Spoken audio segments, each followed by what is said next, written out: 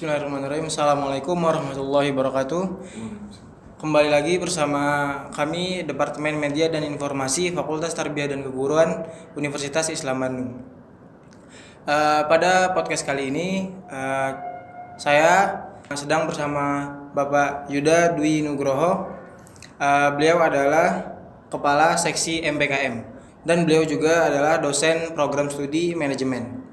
Kampus Mengajar adalah sebuah program yang memberikan kesempatan kepada mahasiswa untuk belajar di luar kelas selama 1 semester dengan menjadi mitra guru untuk berinovasi dalam pengembangan strategi dan model pembelajaran yang kreatif dan inovatif di satuan pendidikan sasaran dengan fokus pada peningkatan kemampuan literasi dan numerasi siswa di sekolah sasaran. Nah, kita sharing-sharing sekarang bersama Pak Yuda. Pak, apa itu MBKM? Oke, terima kasih atas kesempatannya. Saya akan coba menjelaskan dari perspektif atau dari apa yang saya pahami, sehingga ini disclaimer, sehingga apa yang saya sampaikan pada kesempatan siang hari ini itu benar-benar murni dari saya, tidak mewakili institusi, dan teman-teman yang lain bisa menambah referensi baik itu di media sosial, baik itu di website dan seterusnya ya. Nah, kembali ke pertanyaan tadi, apa itu MBKM? Jadi MBKM ini adalah salah satu kebijakan yang dikeluarkan oleh Pak Menteri kita, yaitu Pak Nadiem Makarim. Menteri Ya, Pendidikan. khususnya adalah untuk pendidikan tinggi. Ya. Nah, secara singkatan MBKM itu adalah Merdeka Belajar Kampus Merdeka. Nah, yang mana secara singkatnya lah ya, bahwa memang Mas Menteri ini kan terkenal dengan Mas Menteri ya. Mas Menteri ini menganalogikan MBKM ini dalam konteks orang yang belajar berenang. Misalnya, kalau misalnya kita sebagai individu atau manusia belajar renang di satu gelanggang misalnya, itu kan relatif nyaman ya. Tidak ada ombak, tidak ada air asin dan angin dan seterusnya. Relatif tantangannya itu lebih rendah atau lebih ringan. Nah, itu kalau misalnya kita belajar di institusi kita sendiri. Artinya pure benar-benar ya kita di situ aja terus gitu. Nah, dengan ada MBKM ini, mahasiswa dalam konteks ini dilatih untuk berenang di lautan lepas. Di situ kita bisa menemukan ada ombak, ada angin, kadang-kadang mungkin ketelan air asin. Itu kan tantangannya berbeda. Nah, artinya dengan program MBKM ini diharapkan tujuannya adalah meningkatkan relevansi atau mungkin kualitas, kapabilitas dari lulusan di perguruan tinggi di seluruh Indonesia yang di bawah Kementerian Kemendikbudristek, agar nanti lulusannya ini punya sesuatu yang tanda kutip bisa dijual atau bergaining posisinya lebih tinggi karena dia sudah terekspos dengan berbagai program yang ada di MBKM. Itu satu, singkatnya ya. Yang kedua adalah spesifik untuk mahasiswa. Ini sebenarnya ada kebijakan yang bisa dibilang 3 semester belajar di luar program studi. Yang mana dari 3 semester kan kalian S1 itu sarjana kan kurang lebih 8 semester ya. 144 sampai 146 SKS lulusnya, sekitar itulah ya. Nah, dari 8 semester di sarjana ini kalian boleh mengambil MBKM maksimal 3 semester. 1 semester itu kalian pertukaran pelajar di program studi lain tapi di Unisba. Contoh, misalnya program studinya apa? PAI. Nah, misalnya kamu dari program PAI ingin mengambil contoh aja nih ya. Misalnya atau mau belajar mata kuliah kewirausahaan di program studi manajemen FEB misalnya. Ya, tapi kan masih di bawah Unisba kan? Di lingkup Unisba itu boleh 1 semester. Ya. Nah, 2 semester lagi ini kalian mengambil atau melaksanakan MBKM di luar program studi dan di luar Unisba. Bisa itu pertukaran mahasiswa merdeka, kan ada sebenarnya yang paling sering didengar ada 8 BKP, MBKM. BKP itu bentuk kegiatan pembelajaran. Ada asistensi mengajar atau asistensi mengajar di sekolah atau kampus mengajar, pertukaran mahasiswa merdeka, MSIB, penelitian atau riset, wirausaha, dan seterusnya lah ya, KKN dan seterusnya. Nah, 2 semester ini itu bisa digunakan untuk mengikuti 8 BKP, MBKM tadi. Ya kan? Nah, cuman yang menjadi penting selanjutnya adalah karakteristik masing-masing BKP ini, ya, dari kampus mengajar, MSIB, PMM dan seterusnya. Karena sepemahaman saya kalau PMM yang sering dilakukan ya, atau sering dijalani oleh mahasiswa Unisba, itu kalau nggak MSIB, magang dan studi independen bersertifikat, kemudian kampus mengajar, yang kampus mengajar 5, dan PMM, pertukaran mahasiswa merdeka. Nah, kalau PMM sama kampus mengajar itu hanya boleh ikut sekali. Contoh, PMM udah ikut nih, PMM 2 kemarin, kemudian nggak boleh ikut lagi PMM 3. Mahasiswa hanya boleh ikut kampus mengajar sekali atau MSIB. PMM sama kampus mengajar hanya sekali bolehnya. Tapi kalau MSIB itu boleh 2 kali. Gitu. Nah, secara umum seperti itu teman-teman. Nanti detailnya mungkin teman-teman bisa baca dari beberapa literatur. Kalau untuk magang itu juga sama Pak, 1 semester gitu? Iya, durasinya untuk durasi ya. Semua BKP BKM memang disarankan adalah 1 semester karena ada hitung-hitungannya. Ya, biar maksimum dikonversi ke 20 SKS. Gitu kan ada berapa jam pembelajaran dikalikan berapa minggu dan seterusnya. Jadi semuanya memang sesuai dengan yang saya pahami, sesuai dengan Permendikbud, itu memang diharapkan 1 semester. Gitu. Kalau untuk kampus mengajar itu Pak, misalkan si mahasiswanya itu belum pernah punya pengalaman mengajar. Nah, jadi gimana tuh kalau untuk ikut kampus mengajar? Ya, oke. Sepemahaman saya ya, kalian belum ada pengalaman pun itu sebenarnya bisa. Ya, pengalaman mengajar. Kenapa saya bilang bisa? Karena sebagai contoh ada juga mahasiswa di Unisba dari program studi atau fakultas di luar di Rosah ya, di Rosah, ya kan? Itu juga ada yang lolos teman-teman. Ya, di kampus mengajar. Artinya apa? Tidak masalah. Meskipun belum punya pengalaman mengajar. Gitu. Dari fakultas ya di Rosa ya. Iya. Bisa. Bisa. Karena gini, secara umum kalau waktu pendaftaran itu kalian diminta untuk unggah CV, kemudian transkrip nilai dan juga sertifikat pendukung tadi. Mau ikut organisasi atau mungkin ikut yang lain. Nah, itu mungkin yang menjadi semacam tolak ukur dalam konteks administrasi. Nanti kalau lolos nanti ada tes lagi kan. Ada VChat, Value Clarification Test, ada literasi dan numerasi, sama kebinekaan. Selama memang lolos, ya nanti bisa terpilih. Jadi nggak masalah intinya kalau belum ada pengalaman mengajar. Oh, jadi gitu ya, nggak masalah kalau punya basic mengajar. Betul. Kalau untuk persyaratannya bagaimana? Oke. Melanjutkan yang pertanyaan sebelumnya tadi ya. Memang lebih, kalau menurut saya itu kampus mengajar ini memang sangat relevan, sangat suitable, cocok dengan FTK. Ya.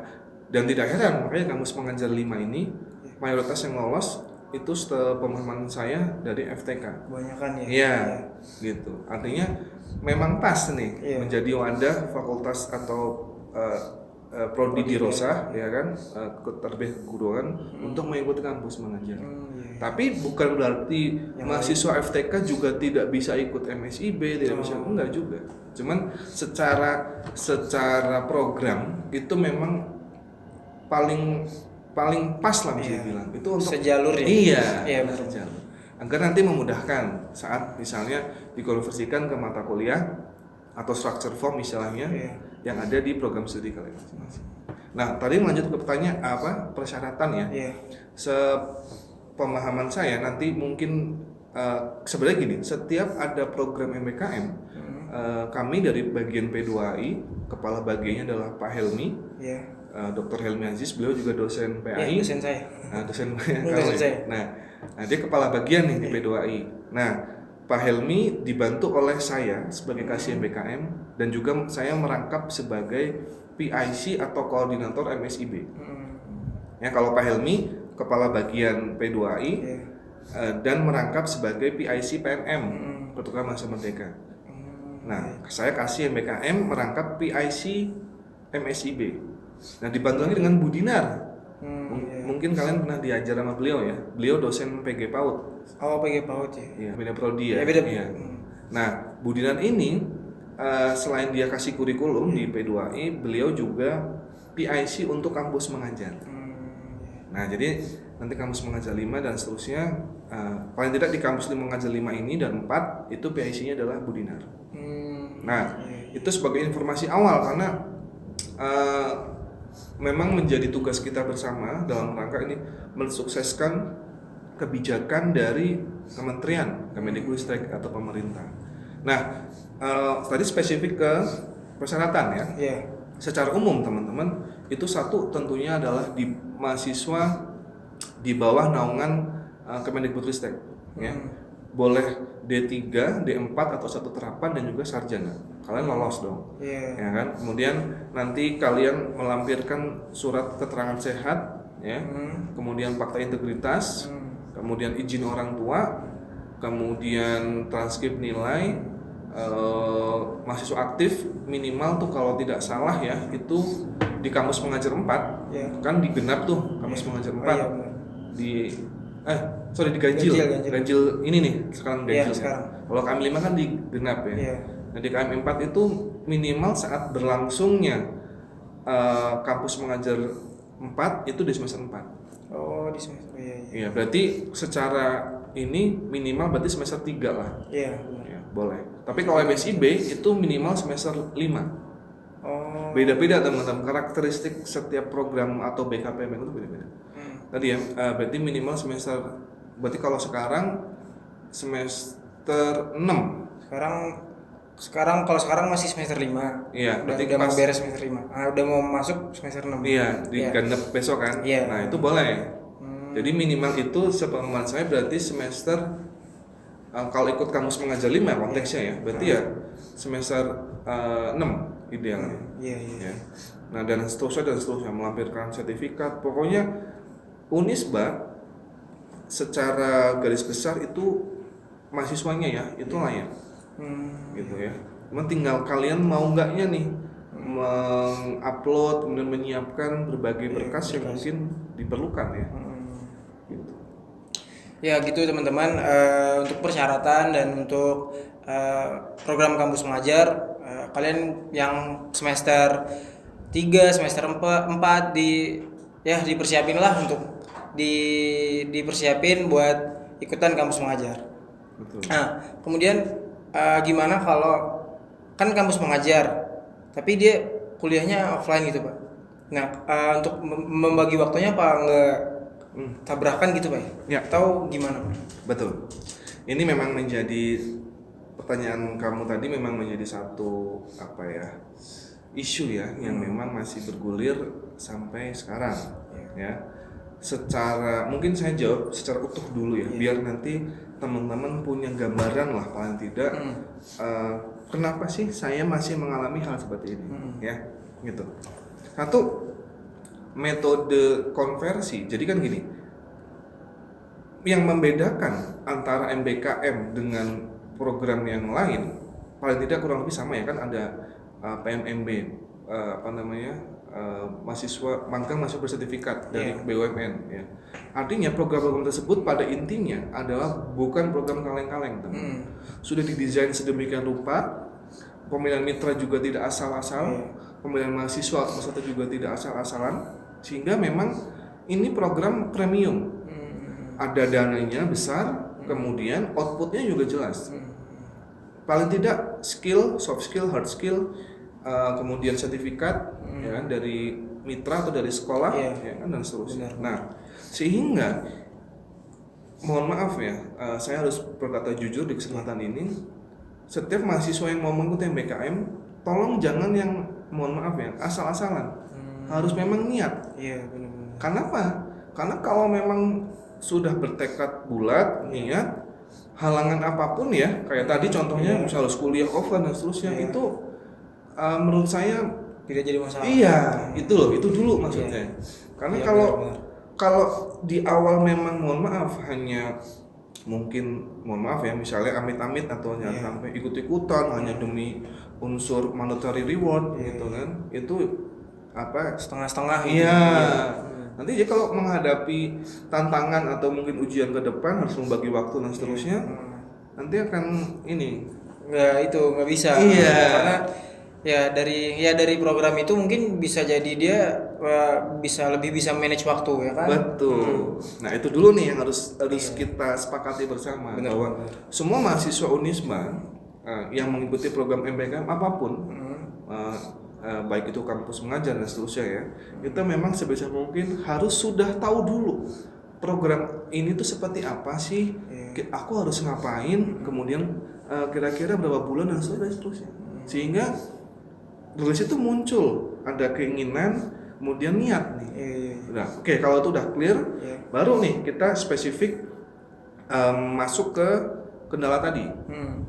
Setelah niat adalah paling tidak yang kedua adalah metode konversi di Unisba.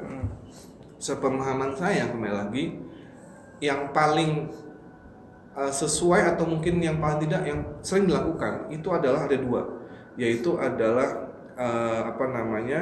structure form, ya kan, dalam bentuk konversi ke mata kuliah, ya kan. Misalnya kamu ikut kampus mengajar 5 di semester 6 kan, nah berarti selama kamu ikut kampus mengajar 5 di genap besok, dan kamu di semester 6, berarti nanti at the end of the semester atau paling tidak setelah kampus mengajar, nanti kamu akan dikonversikan ke mata kuliah yang kamu ambil di semester 6. Itu structure form. Detailnya gini misalnya, kamu katakanlah di genap itu besok di semester 6 kamu ngambil let's say berapa? 18 SKS. Ini contoh aja ya, contoh. Dari atau mungkin 20 lah biar enak ya, 12 SKS. Terdiri dari misalnya berapa ya? 7 mata kuliah misalnya. 6 kali 3 kan 18, duanya misalnya satunya atau duanya 2 satu. Nah, let's say misalnya tadi ya 6 sampai 7 mata kuliah, ya kan? Nah, misalnya 7 nih. Kamu ikut program kampus mengajar 5. Nanti dosen wali dan ketua program studi atau kaprodi nanti akan menganalisis nih. Kira-kira mahasiswa X, ya kan? Ketika ikut program kampus mengajar, dia akan cocok dikonversikan ke mata kuliah mana di antara 7 ini. Yang berhak kamu ambil di semester genap. Ya, let's say misalnya 5 nih. Nah, berarti yang 2 ini yang dari 7 mata kuliah ya. Yang 2 mata kuliah ini kalian harus tetap mengambil di Unisba. Gitu ya. Nah, itu yang structure form. Nanti akan saya masuk ke jawaban tadi. Yang kedua biasanya adalah yang sering adalah SKPI. Surat keterangan pendamping ijazah atau bahasa kerennya itu diploma suplemen. Semacam kayak yang dikeluarkan oleh dekan sepemahaman saya, yang itu nanti menjelaskan bahwa nama mahasiswa ini telah berhasil mendapatkan kompetensi XXXX. Jadi nanti kalau pas lulus kalian dapat transkrip nilai, ijazah dan SKPI. Nah, itu biasanya namanya tuh free form atau mungkin hybrid lah. Cuman istilahnya memang cuman lebih aman SKPI aja lah. Jadi structure form dan juga SKPI. Nah, kita kembali masuk ke yang tadi. Gimana kalau nanti masih kuliah nih? Yang kasus tadi dari 7 mata kuliah, 5 dikonversi, 2 tidak dikonversi. Karena mungkin kebijakan konversi itu ada di kaprodi. Bukan di dosen wali, bukan di dekan, wakil dekan. Jadi memang itu kewenangannya, hak prerogatifnya kepala program studi. Nah, ketika mahasiswa yang mengikuti program MBKM apapun, dalam konteks ini misalnya kampus mengajar, mengalami kondisi kayak kasus tadi, 5 dikonversi, 2 tidak dikonversi, 2 mata kuliah, sehingga memang mahasiswa ini harus tetap ikut kuliah, teman-teman. Nah, memang idealnya ya, saya ngomong tuh idealnya ya, karena kan di lapangan tuh kasusnya berbeda-beda ya. Idealnya ada semacam kayak bukan privilege ya, tapi lebih kayak keringanan. Karena kan gini, mahasiswa Unisba atau mahasiswa manapun yang mengikuti program MBKM itu kan bukan kaleng-kaleng. Mereka ngerjain project atau mungkin kalau kamu mengajar terjun langsung ke lapangan. Iya, benar. kamu membantu guru, kamu membantu kepala sekolah, membantu dalam membuat modul pembelajaran, aspek teknologi dan seterusnya. Ya kan, ada laporan awal, laporan harian, minggu, laporan akhir. Itu kan pusing teman-teman. Ya itu pun juga sebenarnya sama yang kita lakuin di matkul kita. Iya. Betul. Makanya ideal itu memang 20 SKS. Iya. Memang sesuai dengan Permendikbud tadi. Jadi kegiatan yang mahasiswa lakukan, ya kan, itu udah ada hitung-hitungannya kok. Di sosialisasi ada di YouTube. Jadi setiap pembukaan program MBKM dari pemerintah dari P2I itu insya Allah selalu mensosialisasikan via Zoom dan nanti ada rekamannya di YouTube. Nah, makanya ketika kembali lagi kasus ke yang saat mahasiswa ini tidak dikonversi 2 mata kuliahnya, memang idealnya itu mahasiswa ini ada keringanan. Sebagai contoh ya, ini memang kembali lagi tergantung dari Kaprodi, ya, ataupun mungkin dosen pengampu mata kuliah, ya kan. Contoh misalnya ya udah nggak usah ikut kuliah, tapi misalnya bisa ngerjain tugas akhir, atau mungkin hanya download modul, itu terserah lah. Itu memang bervariatif sekali teman-teman. Tidak bisa saya ini ya. Iya. Ya yang pasti nggak memberatkan lah gitu Pak ya. Iya. Karena pasti disesuaikan gitu ya. Betul. Karena juga program yang ada di kampus mengajar itu kan ya kalau saya lihat ya emang kurang lebih sama kegiatan yang kita lakukan di matkul ya, membuat modul pembelajaran dan sebagainya. Betul teman-teman. Persis banget. Makanya ini memang katakanlah ya, bedanya kan kalau yang ngambil matkul kan kalian di kampus ya. Kalau ini kan benar-benar langsung di SD atau SMP. Ya kan? Benar. Sehingga memang kalian benar-benar bisa melihat nih real di dunia pendidikan kita di yang level dasar kayak apa nih. Iya. Apakah makanya kan sebenarnya pada intinya kalau yang saya tangkap di kampus mengajar, pemerintah adalah ingin meningkatkan literasi dan juga numerasi dari peserta didik kita, terutama di SD dan SMP. Nah, kalian dalam ini sebagai mahasiswa membantu, ya kan, peran dari guru, kepala sekolah dan seterusnya lah ya, untuk tadi ikut mencerdaskan kehidupan bangsa melalui SD dan SMP. Gitu. Baiklah, itulah MBKM ya dan kampus mengajarnya. Jadi ya bukan masalah lagi lah buat kalian ikut kampus mengajar. Karena sudah dijelasin juga sama Pak Yuda ya nggak memberatkan karena ada kayak konversi SKS tadi gitu. Jadi kayak gitu. Terus Pak, apa manfaat dari kita mengikuti MBKM itu? Gitu? Ya, oke. Ini manfaat berarti umum ya, mau kampus mengajar, mau PMM dan seterusnya ya kan? Karena memang teman-teman detail per program tentunya bisa melihat dari berbagai sumber ya. Ini saya akan menjelaskan dari perspektif secara umum dan mungkin by kasuistik ya. Jadi yang saya tangkap dari mahasiswa yang sudah mengikuti. Nah, tentunya teman-teman manfaatnya adalah satu, kalian tidak perlu kalau ikut program MBKM kalian tidak usah takut akan menambah semester. Atau mungkin telat lulusnya. Kenapa tadi? Karena ada metode konversi. Gitu. Beda dengan zaman saya, serius. Zaman saya ini kalau saya mau cerita ya, subjektif ya. Jadi zaman saya tuh kalau pernah saya part time. Part time kerja sampingan lah ya. Gitu. Sore sampai malam ya udah nggak dikonversi ya. Saya pagi sampai siang tetap kuliah. Ya kan? Ya nambah waktu aja. Betul. Ya kan? Jadi tidak ada konversi tadi yang nah kalau ini kan enak, kalian udah dapat pengalaman, dapat uang saku buat biaya hidup, dikonversi lagi. Kok kenapa tidak mau, kan aneh ya. Satu, jadi kalian ikut MBKM insya Allah ya tidak menambah semester. Makanya biar tidak menambah semester, idealnya nih ya itu ikut program MBKM di semester tengah-tengah nih, 5, 6, 7 lah. Karena relatif mata kuliahnya kan masih SKS sisanya masih banyak. Ya kan? Nah, kalau ikut MBKM di semester atas cenderung nih ya, secara fakta di lapangan yang saya temukan itu sedikit konversinya. Tapi kembali lagi itu kan kita kampus merdeka. Iya. Jadi terserah kalau mahasiswanya misalnya memang idealnya 12 SKS minimal. Tapi kalau contoh aja ya, nggak dikonversi pun misalnya. Selama mahasiswanya rela karena dia ingin dapat pengalaman, dapat relasi, dan kaprodi mau, nggak masalah. Betul. Jadi kembali lagi ini kan tidak ada pilihan. Kembali lagi ke mahasiswanya. Betul. Makanya kan hak belajar 3 semester di luar program studi. Yang tadi 3 semester. Hak kan boleh diambil, boleh enggak. Ya kan? Nah, tugasnya Unisba itu memfasilitasi kalau ada mahasiswa yang mau ikut gitu. Ya, ini satu tadi. Cenderung kalau ikut semester 5-6 pasti semester 5-7 tidak menambah semester. Jadi selesai program MBKM apapun bisa lanjut skripsi atau semester skripsi. Yang kedua teman-teman, apa? Benar-benar kita itu dicemplungin ke dunia real, IDUKA istilahnya, industri usaha dan kerja. Konteksnya kampus mengajar misalnya. Mungkin ya kalian bisa ngeliat video, bisa dari dosen ya kan di kelas dan seterusnya. Tapi kan cenderung berbeda ketika kalian terjun langsung ke lapangan. Dalam hal ini sekolah misalnya, atau mungkin kalau MSIB ke mitra perusahaan.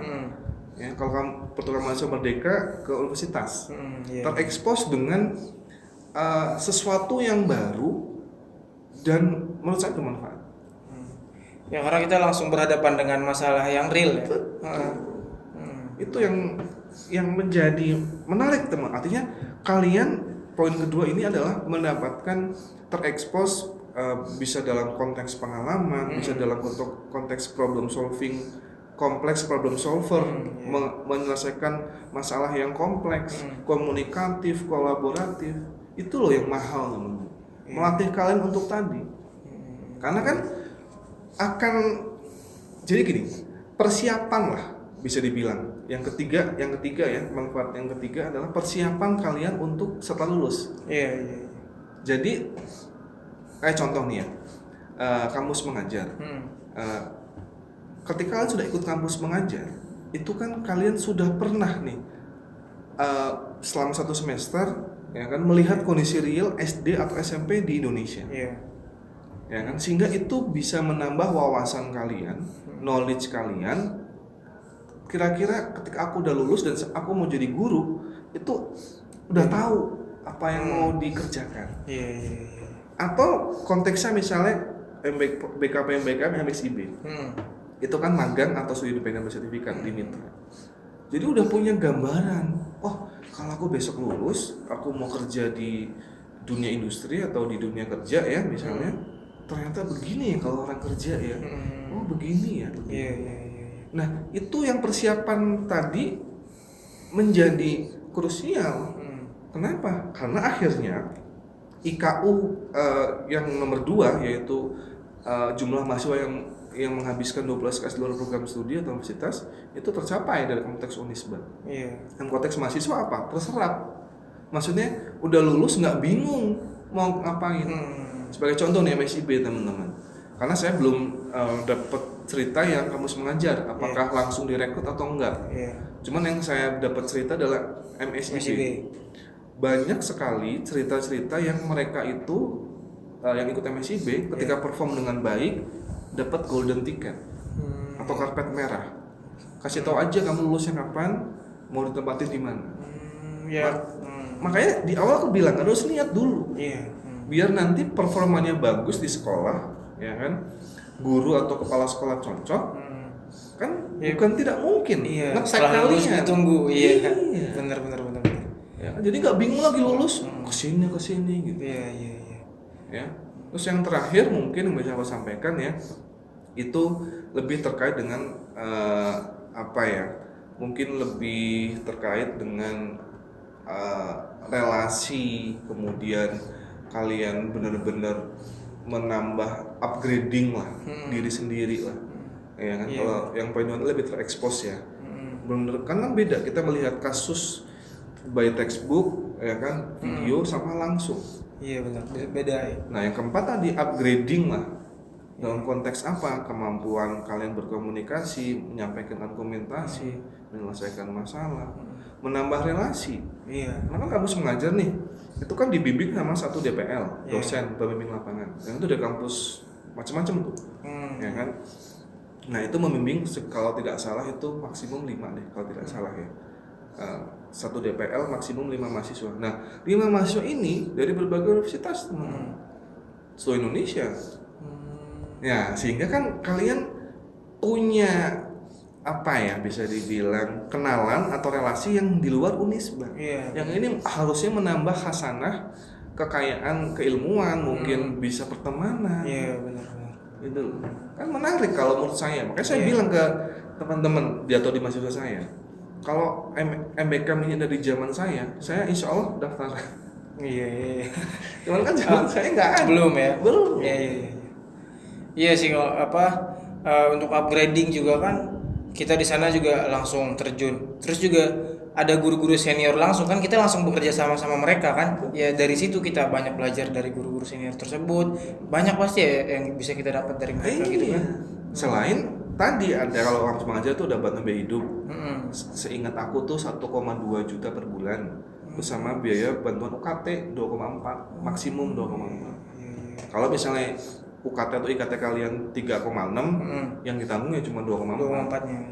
Tapi itu juga lumayan. Makanya udah ada uang bantuan hidup juga kan.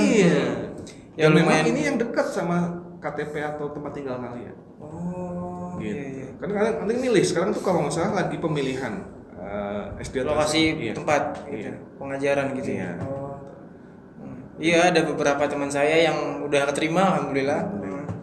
Kata mereka ya emang belum, nanti ditentuin dulu tempat-tempatnya. Ternyata kalau disesuaikan sama KTP pun berarti ya nggak bermasalah juga kan, nggak jauh jadinya kan tempat pengajarnya ya.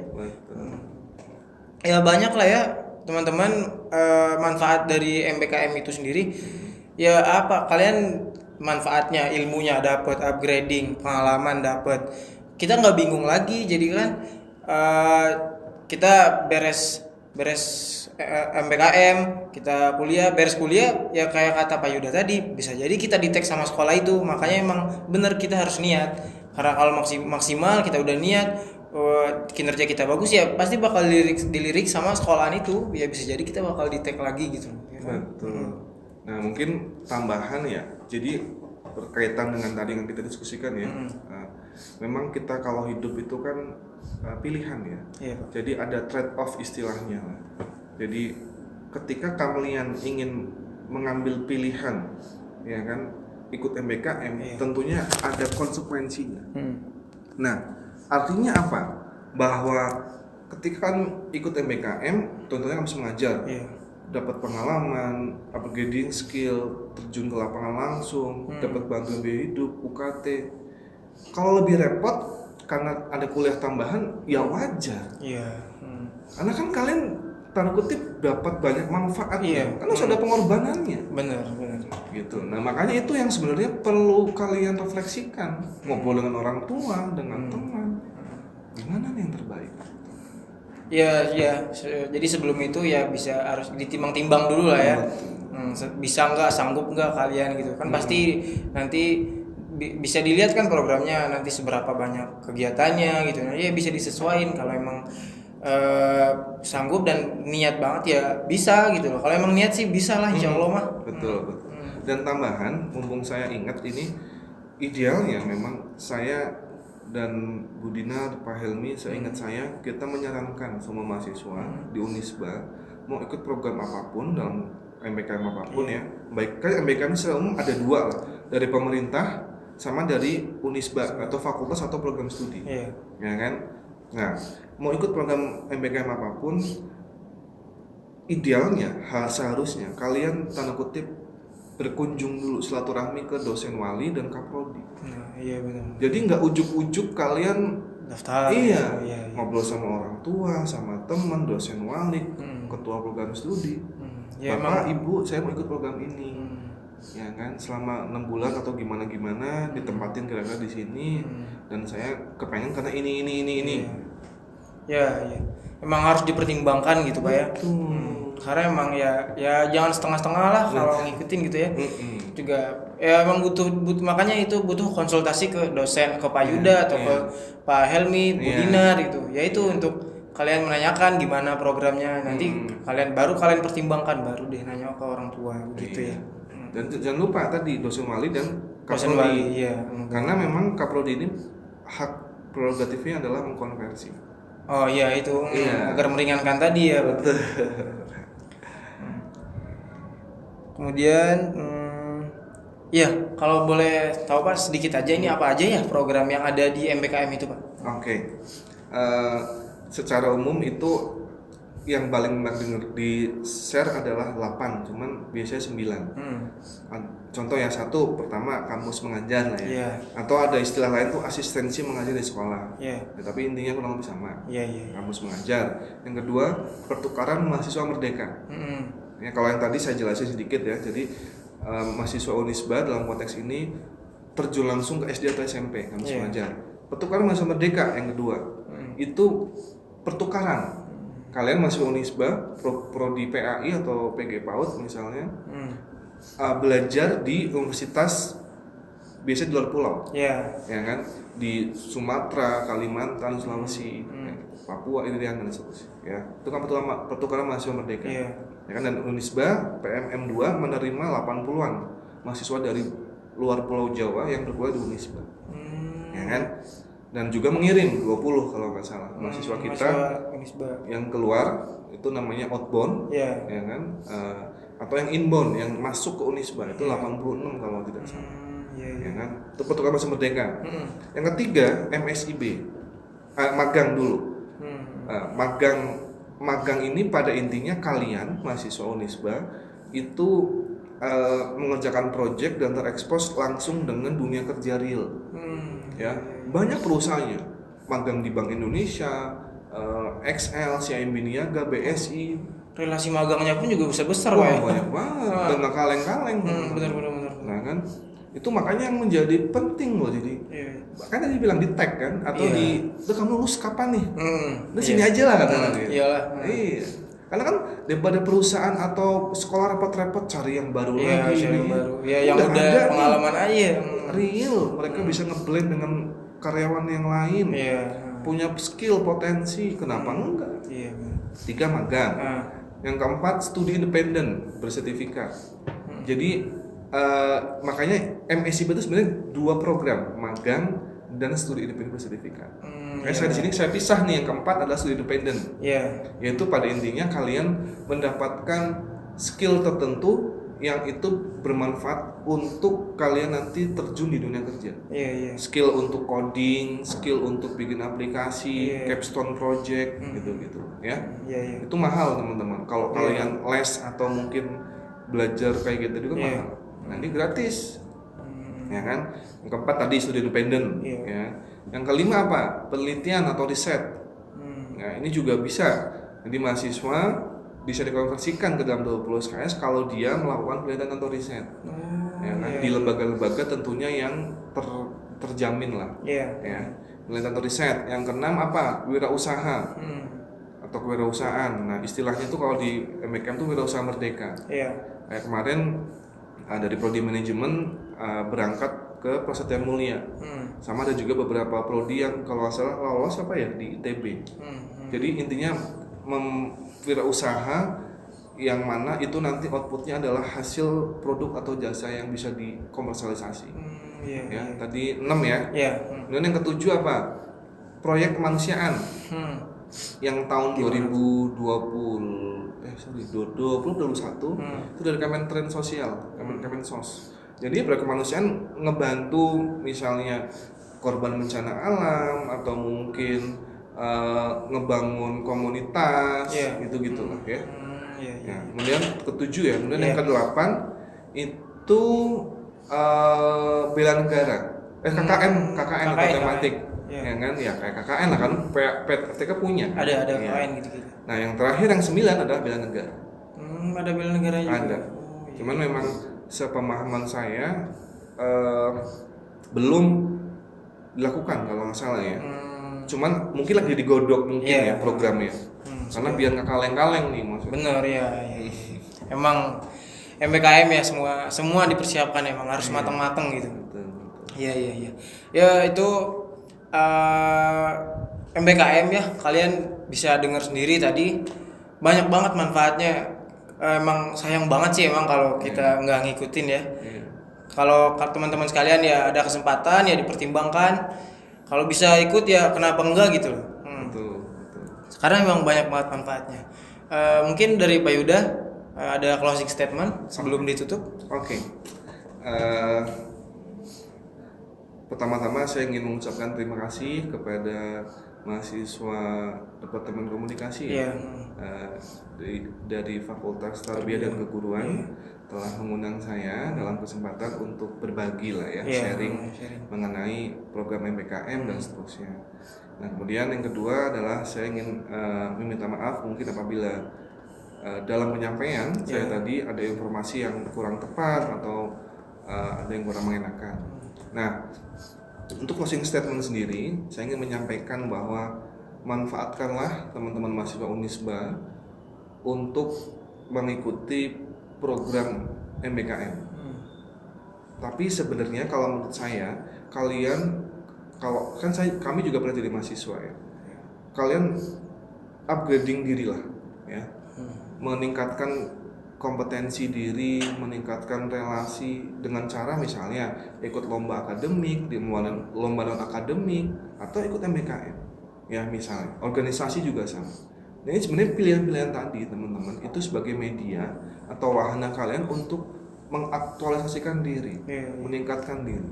Nah, dalam konteks MBKM ini kan program yang disetting sedemikian rupa oleh pemerintah maupun oleh Unisba, baik itu fakultas program studi ya, sehingga teman-teman tidak perlu khawatir apa nanti akan gimana sudah terjamin insya Allah teman-teman ya, sehingga manfaatkan kesempatan ini ya kan, agar kalian nanti paling tidak ya menurut saya lebih baik atau lebih siap ya terjun ya ke dunia iduka setelah nanti lulus kuliah.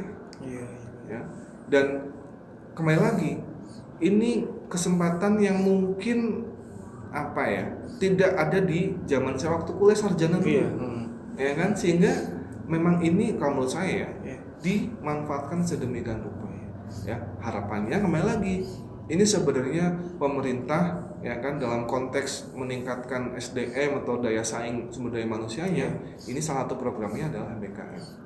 Karena memang teman-teman, saya merasa ya bahwa akan berbeda, insya Allah ya, berbeda antara mahasiswa yang aktif di organisasi, yang ikut lomba akademik, lomba akademik MBKM, itu biasanya yang saya temukan ya di kelas-kelas saya itu berbeda dengan yang mohon maaf mungkin belum pernah ikut apa-apa gitu.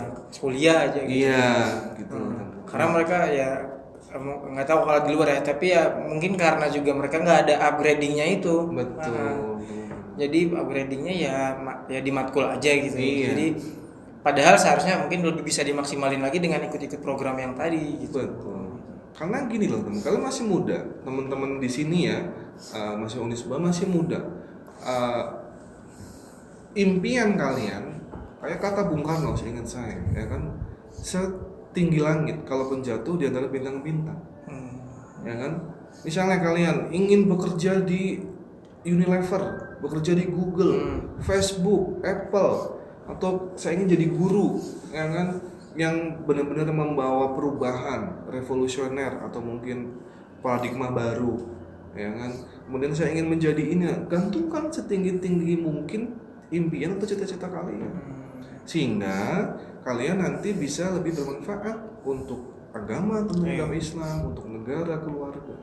Nah, dalam rangka mencapai itu, selain kalian belajar, ya kan kalian MBKM kan tidak semua semester kan? Enggak, iya. Ya kan tadi 8 semester nih S1 ya, sarjana, 3-nya misalnya MBKM, yang 1 di program studi lain di Unisba atau 2 di luar Unisba. Nah, kan kalian masih punya 5 semester untuk benar-benar belajar sungguh-sungguh dari dosen yang berpengalaman, berpengetahuan dan juga berkoordinasi dengan teman-teman kelas, sehingga harapannya nanti lulusannya kan beda nih. Iya. Gitu. Jadi itulah teman-teman. Jadi intinya ini kesempatan yang emas, yang sebenarnya harusnya ya dimanfaatkan dengan sebaik mungkin. Gitu. Ya, gitu teman-teman. Ya buat kalian yang memang ada melihat kesempatan peluang untuk bisa ikut MPKM, ya kenapa enggak gitu. Segera sih kalau menurut saya mah ya daftar gitu, karena emang banyak banget manfaat yang bisa kita ambil, juga banyak banget benefit seperti yang Pak Yuda bilang tadi. Kalian udah nggak usah ragu lagi terkait kuliah gimana jadwalnya, tadi udah juga dijelasin aja Pak, apakah tabrakan enggak, bisa disesuai gitu. Apalagi ya banyak lah, bisa dikonversikan dan sebagainya gitu. Jadi ya nggak usah jadi masalah lagi, gimana jadi pertanyaan lagi gimana yang ikut MBKM gitu-gitu. Nah, kalian silakan dipertimbangkan, kalian konsultasi sama Pak Helmi, Pak Yuda dan Bu Dinar, sama Kak Prodi juga. Jadi nanti kalian pertimbangkan baru tanya orang tua. Nanti kalau udah emang bisa langsung gas gitu. Baiklah. Terima kasih banyak Pak Yuda udah mau sharing terkait MPKM. Terima kasih juga saya. Baiklah teman-teman, mohon maaf apabila ada kekurangan dari saya sendiri.